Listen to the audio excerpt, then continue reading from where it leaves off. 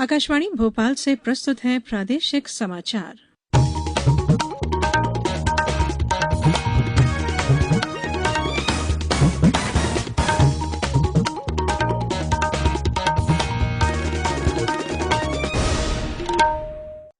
नमस्कार, समाचारों के साथ मैं धारणा सचदेव।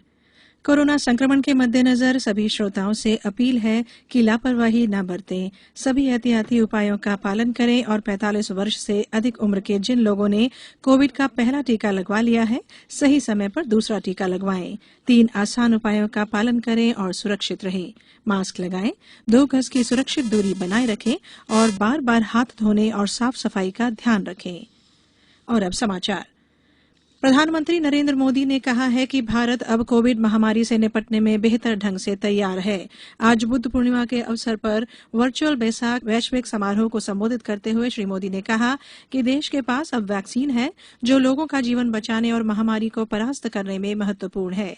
कोविड वैक्सीन बनाने में वैज्ञानिकों के प्रयासों की सराहना करते हुए उन्होंने अग्रिम पंक्ति के योद्धाओं के प्रति कृतज्ञता व्यक्त की।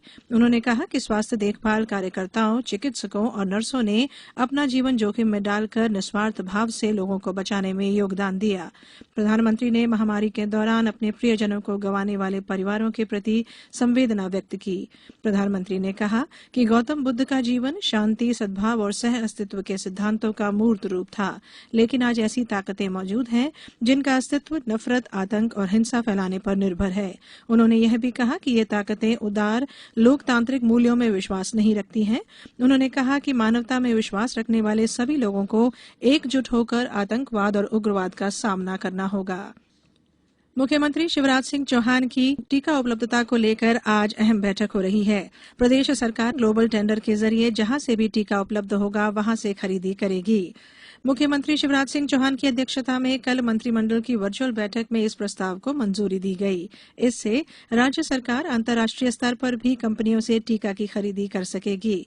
प्रदेश में 18 से 44 आयु वर्ग के टीकाकरण अगले साल मार्च तक पूरा किए जाने की समय सीमा तय की गई है। इन 3.5 करोड़ लोगों का टीकाकरण अगले साल मार्च तक होगा। मंत्रिमंडल ने वैक्सीन की उपलब्धता पर भी चर्चा की। फिलहाल राज्य के पास 11 लाख वैक्सीन का स्टॉक है। वैक्सीन की 2 लाख डोज आज मिलने की संभावना है। मंत्रिमंडल ने 1000 नए डॉक्टरों की भर्ती को भी मंजूरी दी है। इनमें 800 पैरामेडिकल ऑफिसर और 200 विशेषज्ञ डॉक्टरों की भर्ती होगी। वहीं मुख्यमंत्री द्वारा कोविड-19 अनुकंपा नियुक्ति योजना को भी मंजूरी दी गई। प्रदेश में कोरोना संक्रमण के मामलों में लगातार गिरावट आ रही है। कल 2422 नए मामले सामने आए हैं। इंदौर में सबसे ज्यादा 648 और भोपाल में 539 मामले मिले हैं। संक्रमण की रोकथाम के लिए कर्फ्यू के अतिरिक्त टीकाकरण किया जा रहा है। लोगों को जागरूक करने के लिए किल कोरोना अभियान भी चलाया जा रहा है। इसके तहत जबलपुर जिले के ग्रामीण क्षेत्र की लगभग 12,25,000 की आबादी में से 12,08,000 लोगों के घरों तक पहुंचकर सर्वे का काम पूरा कर लिया गया है। इस दौरान लगभग 5600 मरीज मिले जो सर्दी, बुखार और अन्य बीमारियों से पीड़ित थे।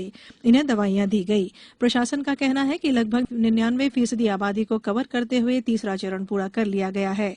शिवपुरी जिले में कोरोना के संदिग्ध मरीजों का पता लगाने और दवा वितरण के लिए किल कोरोना टीम घर घर दस्तक देकर मरीजों का सर्वे कर रही है और जो संदिग्ध मरीज हैं उन्हें टेस्ट के लिए भी फीवर क्लिनिक भेजा जा रहा है। इस बीच बैतूल जिले में 39 कोरोना पॉजिटिव मरीज मिले हैं। शहडोल जिले में कोरोना संक्रमण की दर 2% से नीचे आ गई है। बीते 24 घंटे के दौरान 23 नए पॉजिटिव मिले हैं। आगर मालवा जिले में 1 नया कोरोना पॉजिटिव मिला और 40 मरीज स्वस्थ हुए हैं। आज बुद्ध पूर्णिमा है और चंद्र ग्रहण भी लगेगा। यह चंद्र ग्रहण देश के पूर्वोत्तर और पश्चिम बंगाल के कुछ हिस्सों में ही दिखेगा। ग्रहण की शुरुआत दोपहर 3:15 पर होगी और शाम 6:23 पर खत्म हो जाएगी। विज्ञान और प्रौद्योगिकी मंत्रालय के अनुसार चंद्र ग्रहण पूर्णिमा के दिन होता है जब धरती, चंद्रमा और सूर्य के बीच में आ जाती है और ये तीनों एक सीध में होते हैं। अगला चंद्र ग्रहण 19 नवंबर को होगा जो देश में दिखाई देगा। वहीं होशंगाबाद जिले में प्रशासन ने पूर्णिमा पर नर्मदा स्नान पर प्रतिबंध लगाया है। इसके लिए यहां पर होमगार्ड और पुलिस जवानों की ड्यूटी लगाई गई है। चंद्र ग्रहण के अवसर पर लोग घरों में ही रहकर पूजा कर रहे हैं।